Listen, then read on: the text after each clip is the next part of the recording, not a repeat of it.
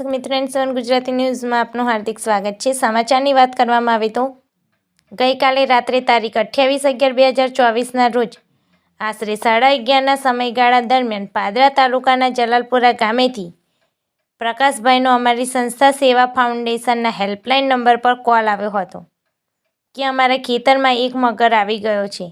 માહિતી મળતાની સાથે જ અમારી સંસ્થાના સભ્યો દ્વારા સ્થળ પર પહોંચીને આશરે 5 થી 5.5 ફૂટનો મગરને વન વિભાગને સાથે રાખીને સહી સલામત રીતે રેસ્ક્યુ કરીને પાદરા વન વિભાગને સોંપવામાં આવ્યો હતો।